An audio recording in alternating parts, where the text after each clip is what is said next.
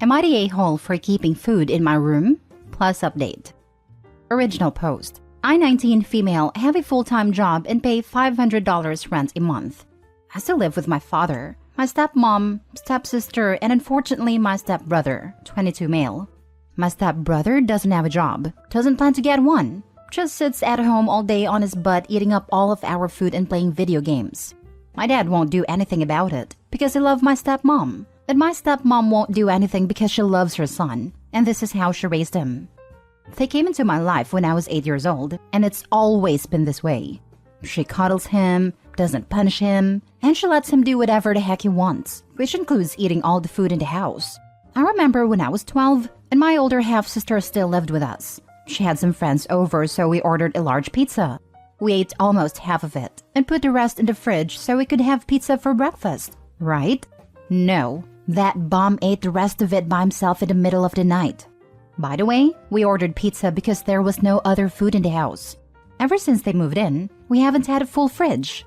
Anyway, I have a small stash of food in my room now, in one of those rubber totes, so the chance of ants and whatnot is minimum. I keep chips, bottled pops, bread/bagels, and most recently, Cracker Barrel boxed mac and cheese in there. I've been craving mac and cheese like crazy recently, so I bought a few boxes and stashed them away. Last night I made a box of mac and cheese, but my stepbrother wandered out of his room and asked where I got the mac and cheese from, because we currently don't have food, though his mom is running to the grocery store as I'm typing this. So I told him from my room, and he asked what I meant. I told him I keep food in my room so someone doesn't eat all of my stuff. I put a big emphasis on someone when talking to him. He called me an a-hole and asked why I wouldn't share my food with everyone. I called him an a-hole right back and said maybe if you don't eat so much, there would be more food to go around. I guess we were kind of loud because my dad came upstairs and asked what we were yelling about. And my stepbrother literally freaking tattled on me and saying I'm keeping food in my room away from everyone. My dad asked if I was serious, so I told him something along the lines of, yes, I am, because I'm sick and tired of waking up hungry because there's no food in the house. I pay you more than enough rent to get food for everyone. I also threw in how my stepbrother doesn't even have a job, and he's a lazy moocher who doesn't contribute anything, and then stormed off to my room, with my mac and cheese, of course. I don't really think I'm an a-hole, but my dad texted me and told me that it was really unnecessary for me to say all that, and to keep food in my room because other people are hungry too. I texted one of my cousins about it, and she sided with my dad, so I'm just second-guessing myself here. Please let me know if I'm the a-hole. Now for the top comments before reading the update. Not the a-hole. You are not stashing food from family pantry. You are buying your own food. The mistake was letting the secret out. Yeah, you're very right about that. I never said I was the brightest. I think I just wanted to stick it to him, but now I realized my mistake. Yeah, dude, you messed up revealing you have a stash. Don't be surprised when it disappears. All you needed to say was you bought it, and if he wants some, he should get off his butt and go buy it like you had to. Just wondering, does your stepbrother who is 3 years older not pay any rent while you pay $500? I would be less mad about the food and more upset about the mixed standards. No, he doesn't pay rent, but I'm also not really expected to pay rent. I just feel for my dad because he's constantly stressing over money, but I know he'd never actually ask me for it. He was kind of embarrassed when I started paying him rent, to be honest, but I knew he could use it. So I'm not upset about the rent aspect. I mean, I kind of am because I know my stepbrother is freeloading, but I'm choosing to do this myself. Not the a-hole. You may want to get a container that locks to store your food. Now that they know it's there, your family will absolutely steal it. I'm not worried about the rest of my family, just my stepbrother. Luckily, my dad is pretty lenient in most things, so I do have a lock on my door. I'll start locking it whenever I leave for work now. Thanks for the tip. Not the a-hole. Up the ante and get yourself a mini fridge with padlock and microwave for your room. Haha, I've been thinking about that. However, I do have plans to move out by the end of this year, fingers crossed, so I don't want to waste any of my savings on being petty just yet. If it gets any worse, I might have to though. Now for the update. So I did what a lot of you suggested and had a sit-down talk with my dad when he got home from work. The first thing he said before we even began talking was apologizing because he understood where I was coming from, and he just didn't want to deal with my brother's business. I said that is fine, and then asked where he was spending all of my money, because the mortgage is paid off, and all we have are utilities and car payments, and lots of car repairs because both cars are hunks of junk. This took him by surprise, and asked what I meant. I told him that I pay him more than enough to have some money left over to buy food for the house, especially with my stepsister giving him rent too. He just said stuff for the house. So, I went with someone suggested and told him that from now on, I'll be buying the groceries and giving him whatever's left over from the $500 a month for rent. He told me I don't need to do that it wasn't necessary, yada yada, which kind of irked me, but whatever. And then asked if he was going to do anything about a food problem in the house, and this apparently finally broke him. And he told me that he's been keeping all the money I give him for the rent in a separate savings account for when I move out. I was honestly speechless. I gave him the money because he's always tight on it and stressing over it, and this man has been saving it for me. I immediately apologized for being kind of a brat about the situation. I had an attitude because I was sick of everything, and told him to please use whatever he needs so we don't have to deal with it anymore. It took some convincing, but he said he's still only going to use what's absolutely necessary, but said that I can buy groceries once a month and put the rest of the $500 in my savings. So thank you everyone for the advice. Some people have also suggested I talk to my stepbrother and try to motivate him or even try to figure out what's wrong with him. Not the best way to put it, but I don't know how else. And I will do that eventually. But now isn't really the time. For now, everything seems to be good, so thank you again. Anyone else wondering how long it'll take before stepbrother breaks into her room to steal her food now that he knows is there? That was my initial reaction as well. She needs to lock that food stash up tighter than Fort Knox. Agreed. I'm very surprised the update didn't start with, stepbrother broke into my room and ate all the food I had. Anyone else wondering how long it'll be before she figures out dad has no savings account for her? Am I the only cynical one here? Nah, I'll go with something like the stepmother draining it to pay for stuff for the stepbrother, because they're family and OP should share. I honestly can't see him saving the money if they are struggling to buy food. The money's going somewhere, but I do not believe there is a secret stash of money in savings for her. Sounds like maybe stepmom taught her precious baby the ropes and getting by with no contribution. Dad and OP would be wise to have a family meeting and ask that between the two of them, they at least contribute enough monthly to buy 2 weeks of food. Dad isn't going to do anything. He went after his daughter instead of his stepson when he knew his daughter was in the right, just because it's more difficult. Standing up to his wife is even more difficult than that. I doubt he's suddenly going to grow a spine. Next story. Am I the a-hole for choosing my trip over babysitting my niece? Plus update. I, 27 female, have been planning a long trip abroad for some time now. I work remote, so it's easy to pick up and go, and this is my first time doing it. I was laid off recently, but since I have a lot of money saved and the trip has already been paid for, I've decided to go for a sabbatical. For months, I have had to convince my parents, grandparents, and siblings that I am going to safe places, that I have enough money, and that they don't need to worry. I finally had them in a good spot, and I'll leave in about 2 weeks. Recently, though, things have changed. I normally end up taking care of my niece, 2 female, for my sister, 32 female, at least once a week.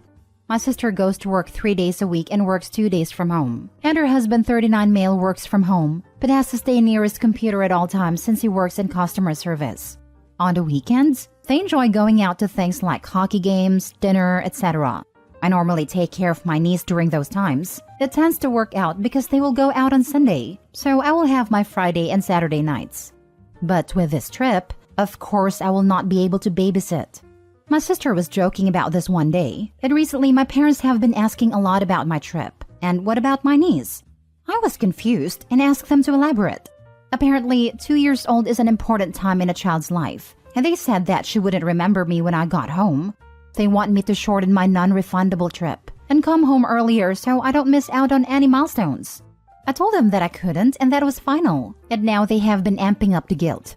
They have also gotten my grandparents involved. The only support I have is my brother, 30 male, who also never sees my niece except for special occasions. They are also bringing up my recent layoff and my financial state. I don't want to brag, but for a 27-year-old, I have a high enough savings that I could live for a year and never work. I've been laid off a lot, so savings was a priority. I could still travel and do everything I want. I have no loans, no current apartment now, and have all the big things paid for. But despite my knowing I am fine, they are starting to scare me and guilt-trip me to staying. Tonight it all blew over. My sister called me an a-hole in front of my family since I won't be able to babysit. What is she supposed to do on the weekends? I yelled at her and told her to finally hire a babysitter. My parents are on her side and told me that you should help out more. I yelled at all of them that it was not my responsibility to parent the child. If they could live for a few weeks without their free babysitter, and then left. My brother texted me later that they're still angry and disagreed with my choice to continue my trip. Am I the a-hole for choosing my trip over my niece? Edit. A lot of people have asked. I will be gone for just under 4 months. I will be traveling around Europe with a short trip to visit a friend in South Korea and coming home. I suppose that would be more than just a few weeks. Lol. But not the point. Now for the top comments before reading the update. Not the a-hole. You didn't birth the child. You simply extended your helping hand toward your sister, who has absolutely taken advantage of the goodwill of you babysitting. Go low contact and get on the plane. I'm sure there's a few milestones you'll miss, but if your family wants you to see those milestones, maybe they should take pictures. FaceTime you? Don't feel guilty and don't stay. Otherwise, you'll regret not taking your trip. And your sister should be looking after her own kid on the weekend. Or maybe your parents should be if anyone is so concerned with babysitting. Enjoy your trip. If not low contact, cut down on the babysitting. Like once in a couple of months if you feel generous. And there's no need at all for family permission to go away on holiday either.